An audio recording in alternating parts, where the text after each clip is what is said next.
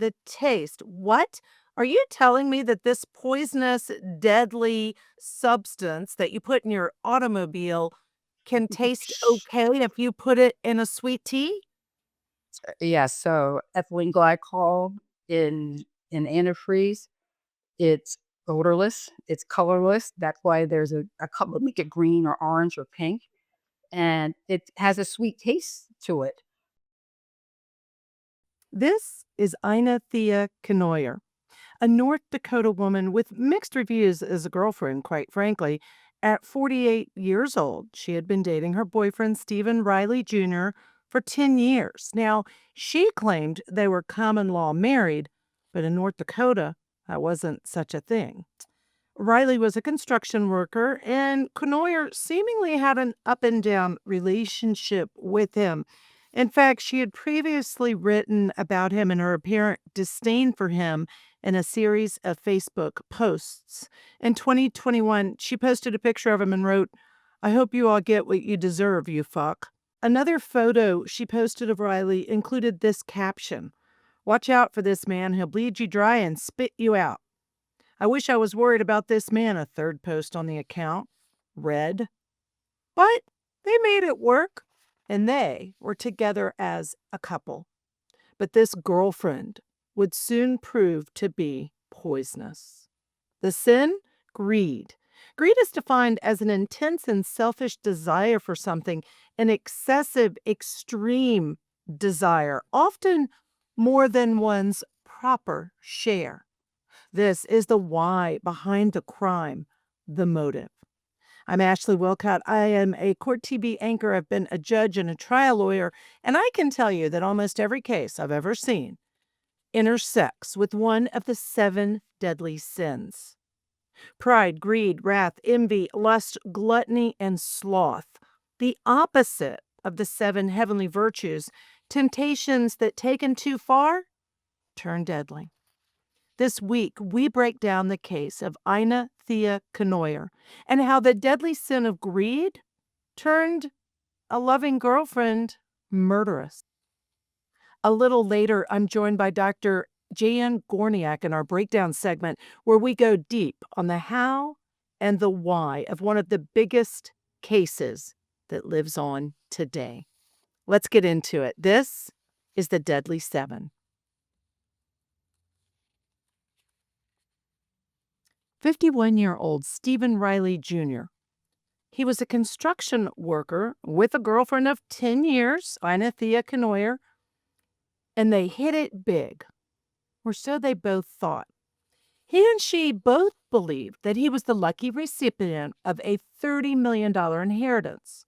But according to Ryan Riley, the victim's 21-year-old son, the couple had simply fallen victim to an online scam, and there was never any money. According to Ryan, his dad had received an email from a person who claimed to be a lawyer for an unknown distant relative.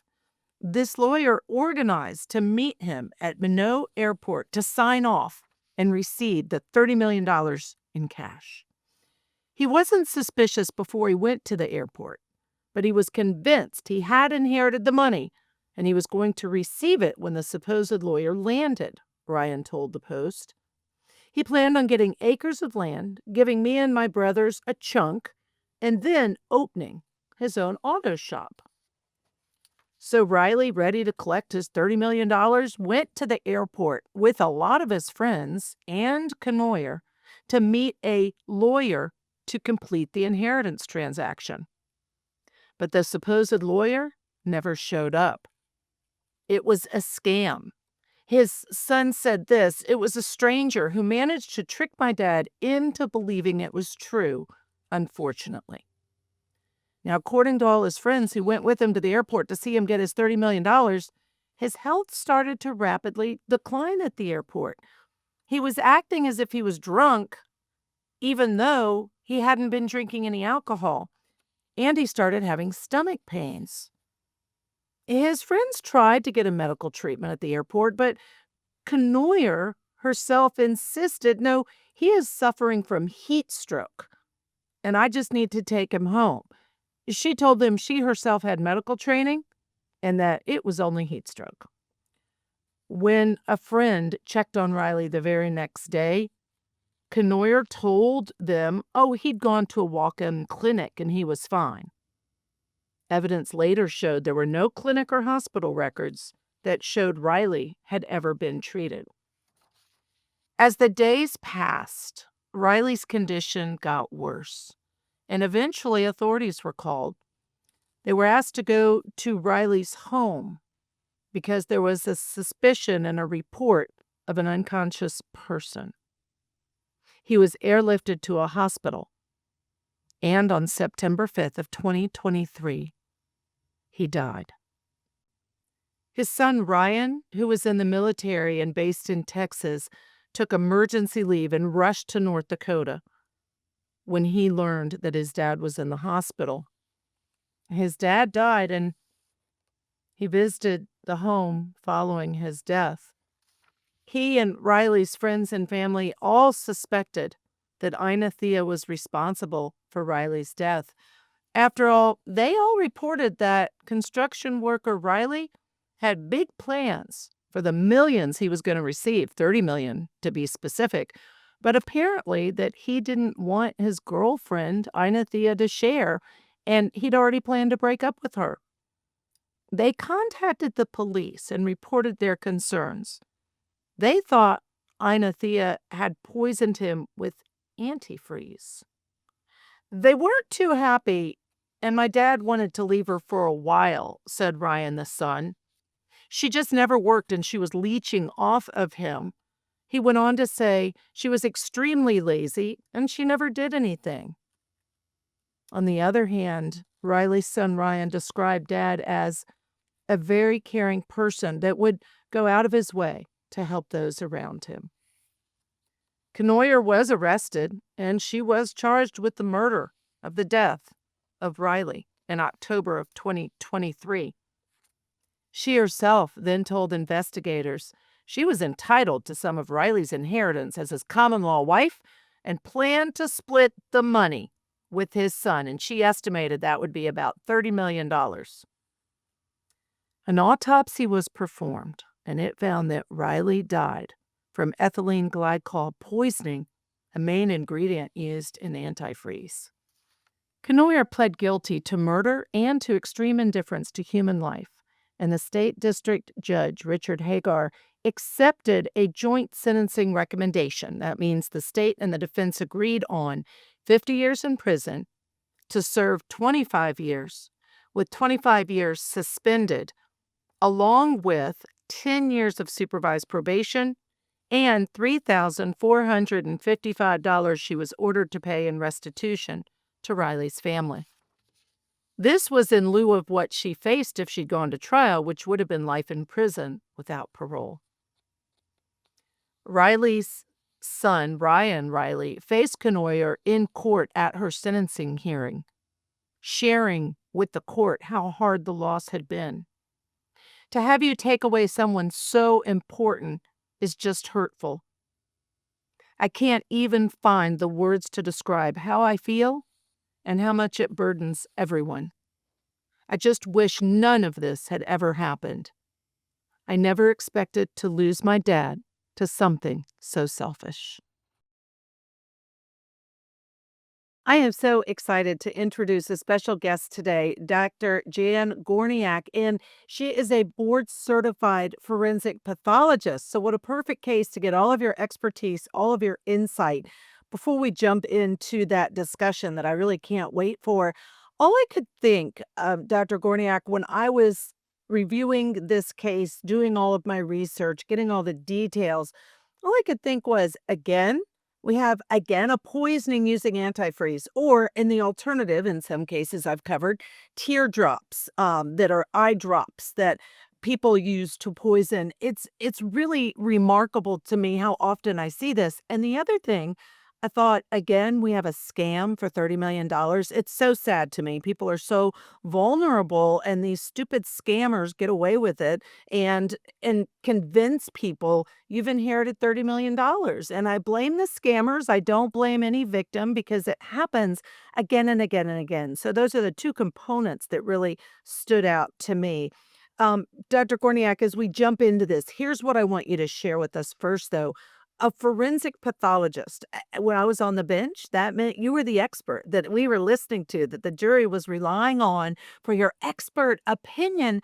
But tell us specifically what you do as a board certified forensic pathologist. Great to be here. Thank you for having me and love to Always. educate your audience. So, a board certified forensic pathologist. So, a forensic pathologist is a physician who trained in pathology first. Pathology is the study of disease. And then we go on for an extra year and study forensic pathology. So we take what we learned in pathology, which is the study of diseases, and use it in the field of law. So our main tool as a forensic pathologist is the autopsy. And yes, you're correct. Most of our work that we do ends up in court in front of a judge, in front of a jury, where we have to explain the cause and manner of somebody's death. Now, break down because this can be confusing even to attorneys that I've seen not necessarily understand the difference between cause of death and manner of death. Fantastic. So the cause of death is an injury or an illness that led up a cascade of events that caused the person to die. So that could be a heart attack, breast cancer, diabetes. And then the manner of death comes from the circumstances that led up to the death. So, was this a natural death? Was it an accident? So, the body tells us the cause of death, the circumstances tells us the manner of death. And there are five manners of death: natural, accident, suicide, homicide, and then undetermined. The undetermined manner, I say, we use that when it falls in between two manners, usually two non-natural manners. For example, if someone fell down the stairs and they had head trauma, so their cause of death is their head trauma, and they fell, that would make it an accident.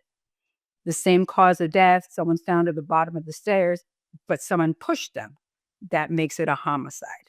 And so people understand homicide to us is not synonymous with murder. Homicide just means death at the hands of another. And forensic pathologists don't or apply intent. It's just simple death at the hands of another. And then we let law enforcement and the judicial process go forth whether charges will be brought forth.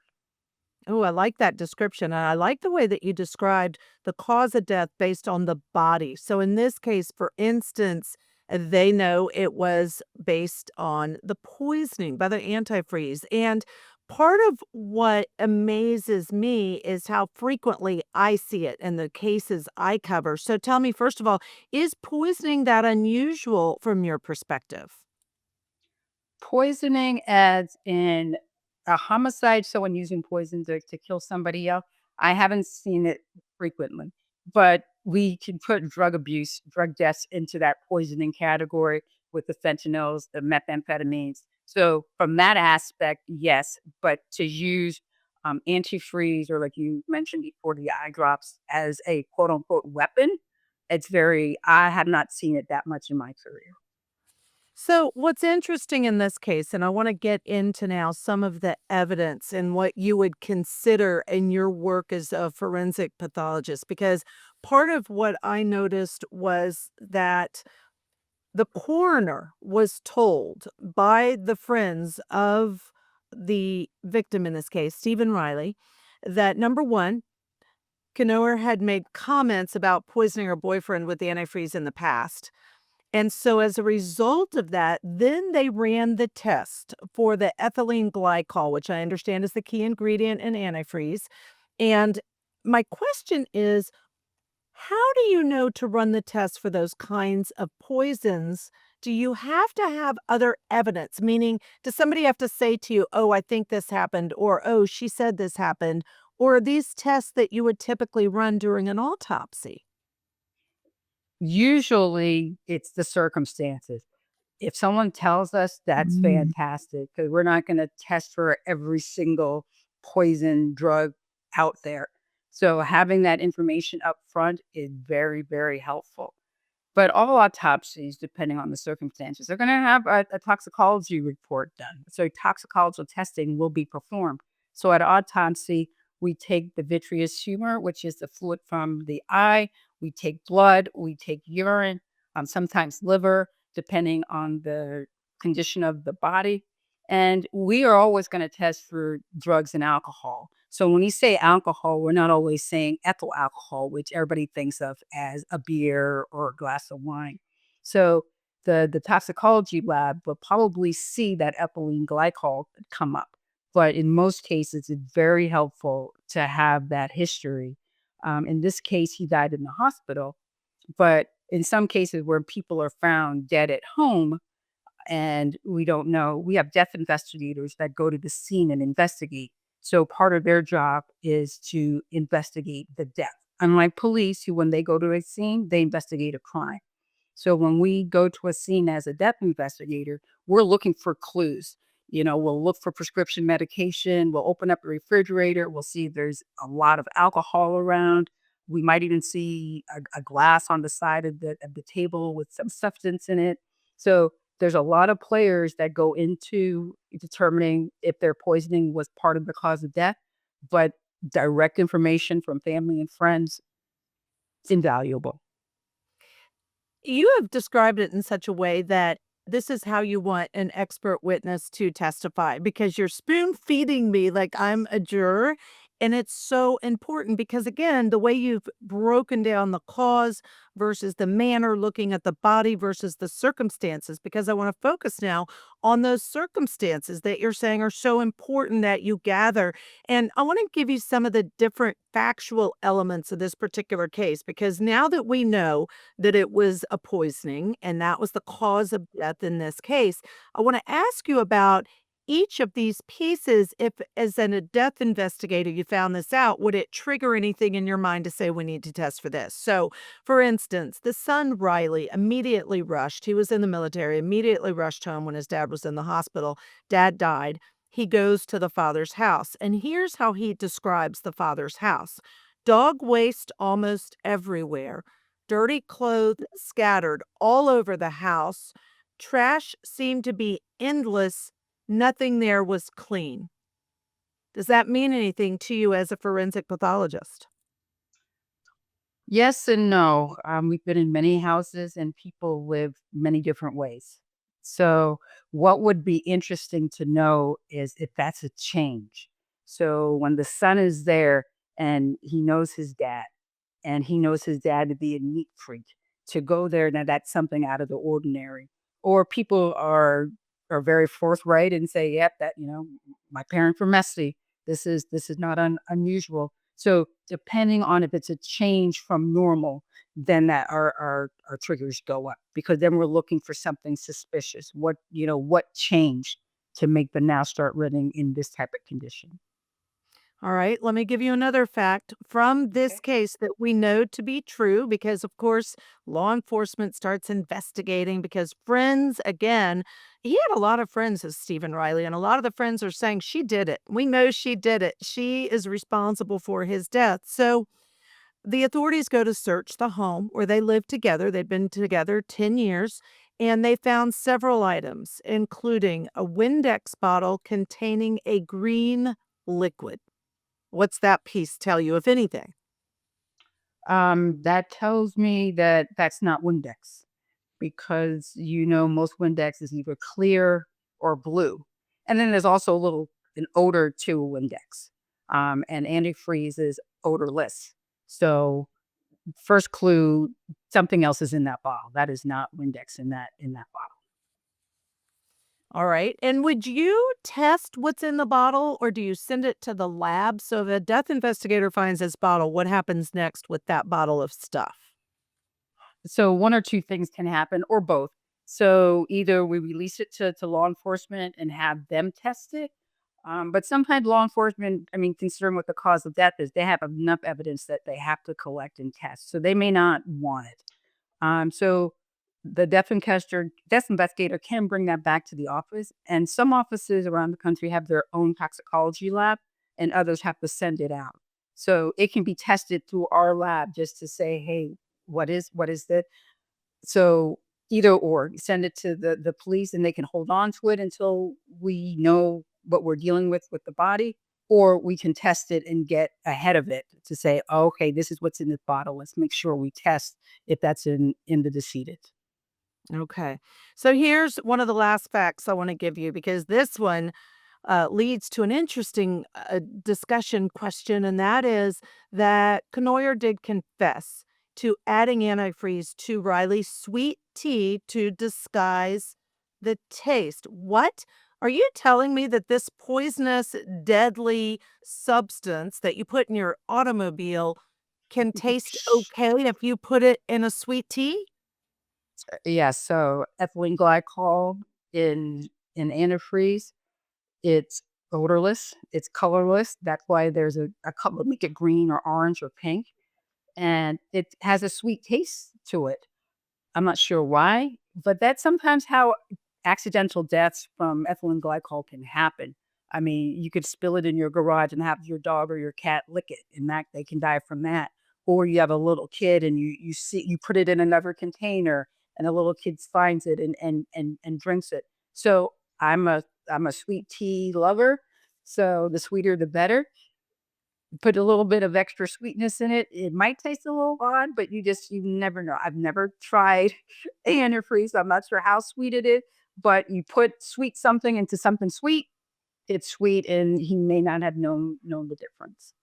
That's crazy to me because this, again, is not the first murder that I've covered or known of where this substance is used to poison someone to death, Yes. and it's often put in a food and they drink it.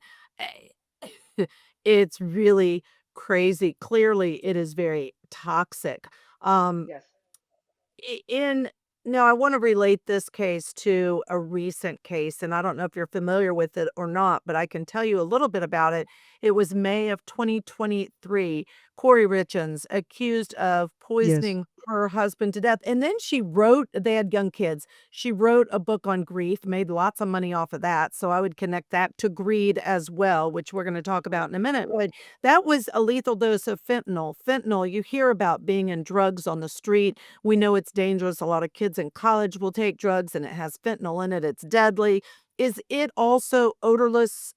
How do people not know, oh, there's fentanyl in whatever I'm eating or drinking? They may not know it's not colorless or odorless. Usually it's in pill form. So they can crush it up and put it in their food. Something might taste odd. You might even try to put it in someone's drink, and it will be um you can have grainy. It'd be a grainy substance in your cup. So I think someone would be more suspicious if you put fentanyl in their food or drink than they would be the ethylene glycol. And it's so hard because it reminds me of when somebody hands you milk out of the fridge and says, "Oh my gosh, this smells bad, smell it." And then you do. I feel like if I'm drinking something that's a little off and it's in my own home, I may feel like, oh, I drink it and then say, wait a minute, this was a little grainy, this was a little off. So it's frightening to think how many people might be poisoned and ingest the poison because they just don't think, oh, they're poisoning me with my sweet tea.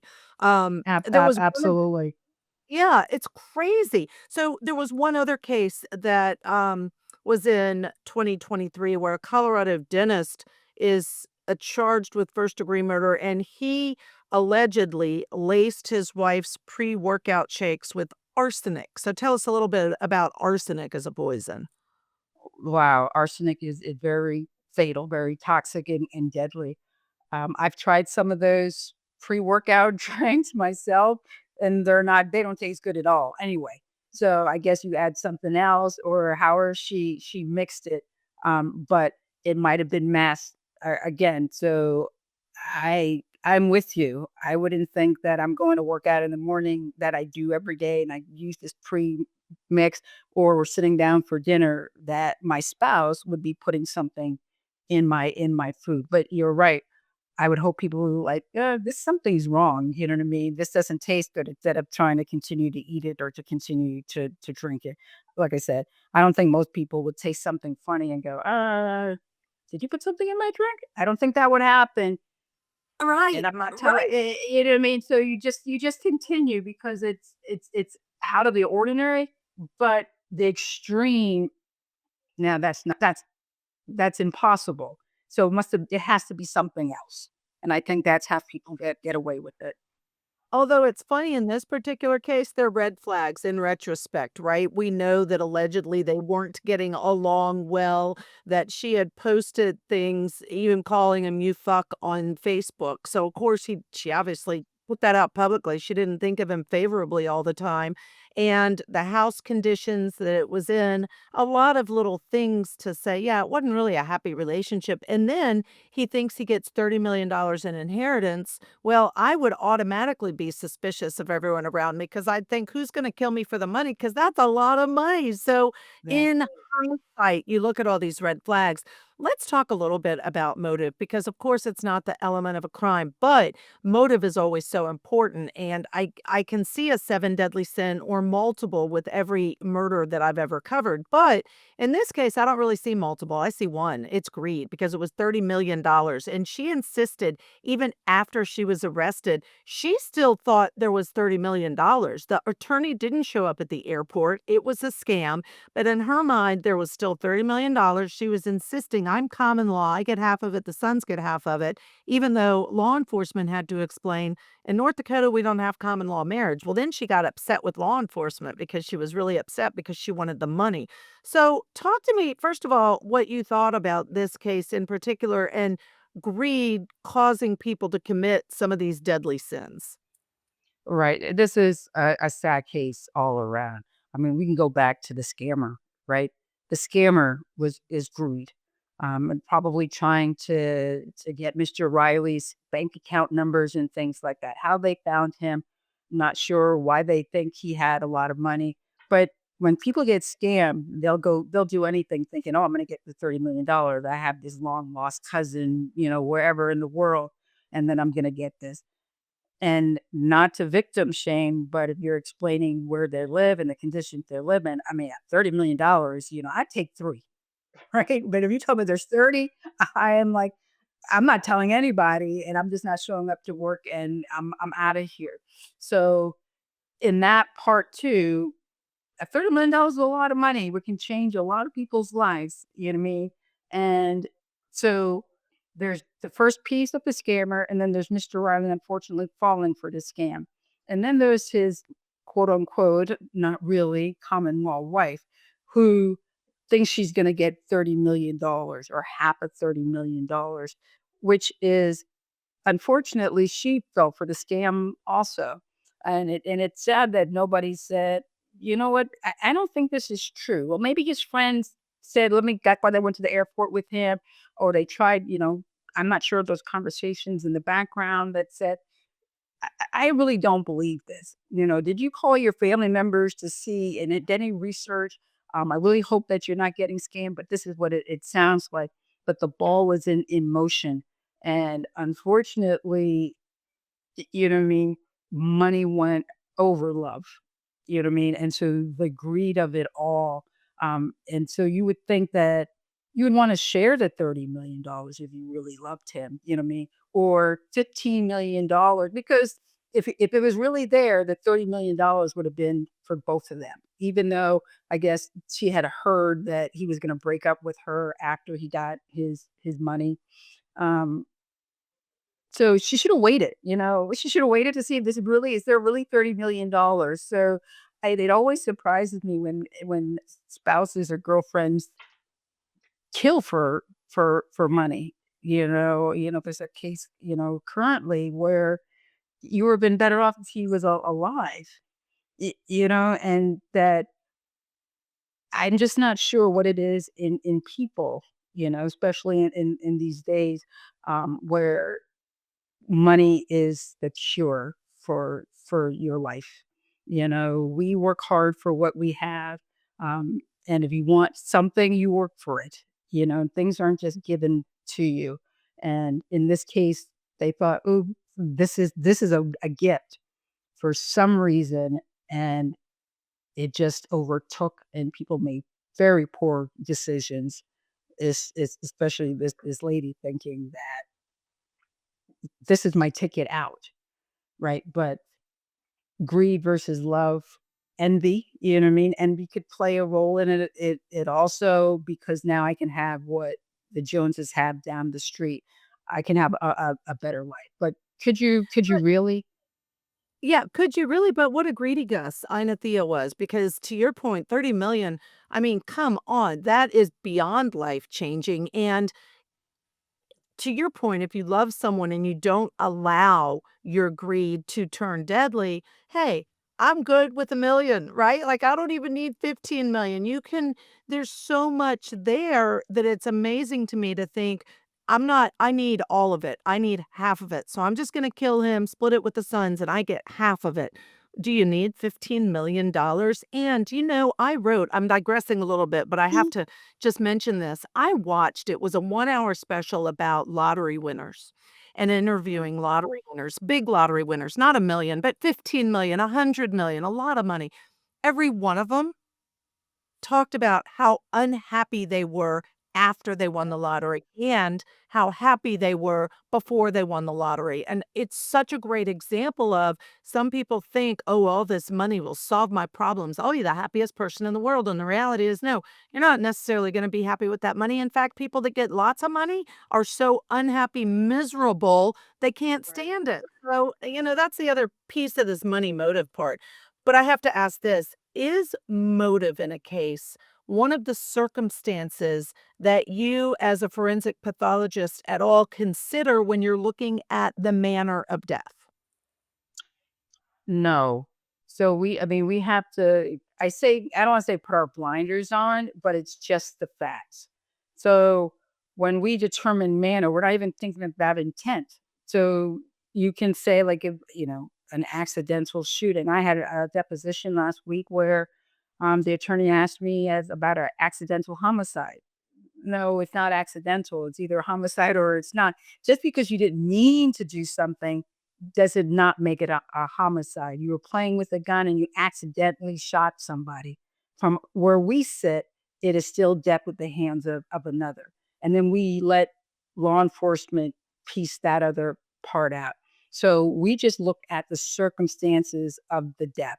So I mean, we're not looking at motive. Even if we get a uh, a call about a death and they were arguing or started out a verbal argument, I don't care what the argument was about, right? I just know there was an argument and this is how it ended. So we try to keep that part out of our decision making tree. It might come in, you know what I mean? Because when our death investigators or even sometimes the pathologist is talking to family members or law enforcement and trying to gather more information so we can determine cause, sometimes that helps us direct our path on either we're gonna do a full autopsy, what kind of testing are we gonna do? Um, and it just comes out from law enforcement and or the family members.